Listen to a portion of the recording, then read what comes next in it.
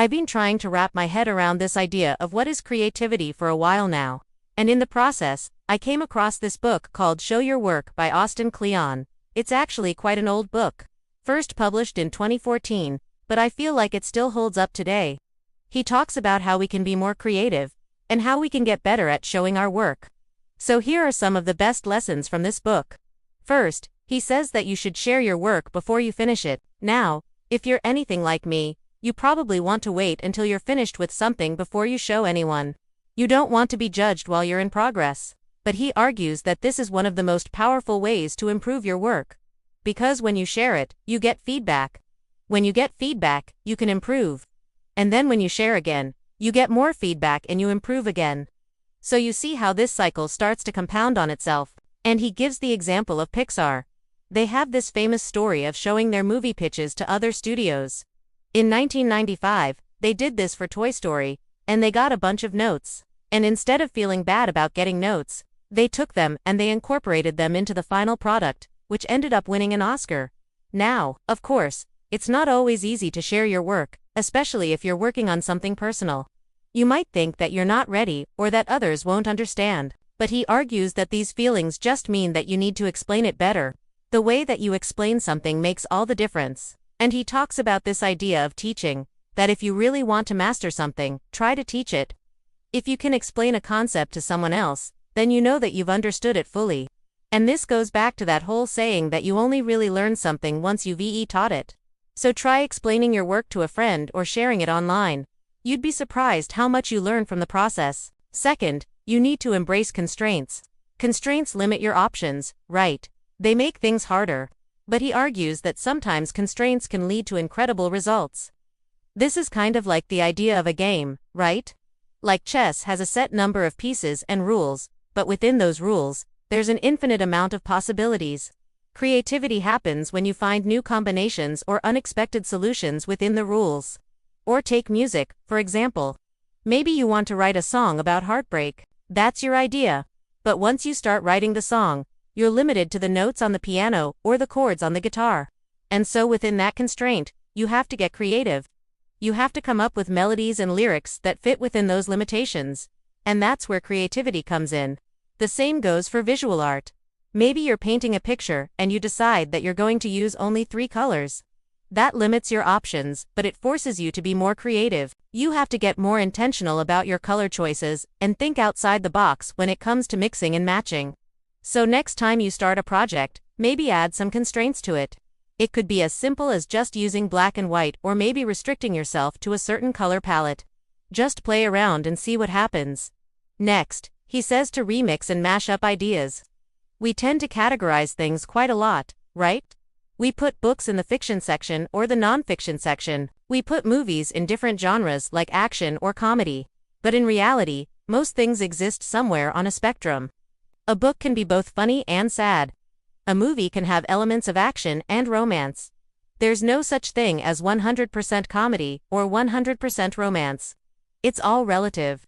So instead of thinking in terms of categories, try to think about where ideas overlap. Try to combine different categories in new and interesting ways. He gives the example of hip-hop sampling, where DJs would take parts of existing songs and sample them in new songs. This led to a whole new genre of music. And it's the same in film. Quentin Tarantino is famous for using music from other films in his own films. He'll take a few seconds of a song and use it in his movie. And he's even sampled dialogue from other films. And he does this intentionally to connect his film to other films or to other eras. Sometimes he even samples from his own films. In Kill Bill, he references a scene from Reservoir Dogs. This is also why mashup artists are so popular. People love hearing familiar songs combined in new ways. It creates a sense of nostalgia, while also being something new and fresh. So when you're working on a project, try combining different ideas or different genres. Maybe you're rewriting a novel and you want to add some poetry to it, or maybe you're recreating a video game that combines elements of 2 different games. Don't be afraid to experiment and mix things up. And next, you should use the power of rituals. Our brains love patterns, right? They love things that are familiar and repetitive. This is why we enjoy things like video games or movies. They have a certain structure to them. You know what's going to happen next. This is why rituals are so powerful.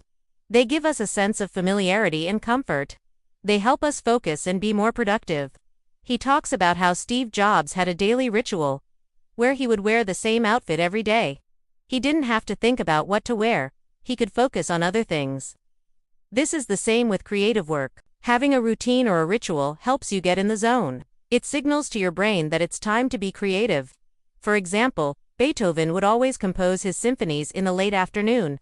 He had this little routine where he'd walk around Vienna, visit a few friends, and then return home to compose. This is the same with writers. Many of them have a daily word count that they try to hit every day. This helps them stay focused and motivated. Even artists have rituals. Pablo Picasso would paint his breakfast every morning. It was his way of getting started for the day. He didn't have to worry about what to paint. He just showed up and painted his breakfast. So when it comes to your own creative work, think about starting a ritual. It doesn't have to be anything crazy. Maybe it's just sitting down for an hour every day to work on your project. Or maybe it's taking a walk in the park to get inspiration. Whatever it is, make it a habit. Make it a part of your routine. And finally, he says that you should steal like an artist. Most people think that creativity comes from nothing, right? It just appears out of thin air. But that's not really true. We're all influenced by the things that we see and experience. As artists, we absorb ideas and then we remix them to create something new. Creativity is essentially taking existing ideas and combining them in new and interesting ways. And that's okay. That's what artists do. In fact, it's encouraged. But he says that you need to be careful about stealing too much. You need to leave enough room for your own ideas to breathe. Otherwise, your work will feel derivative or unoriginal. So when you're working on a project, ask yourself, am I adding something new to the world, or am I just copying someone else? If you're not adding anything new, then you're not being creative. You're just stealing. And he gives the example of Andy Warhol, who was heavily criticized for his paintings of soup cans. People said that it was lazy and uninspired.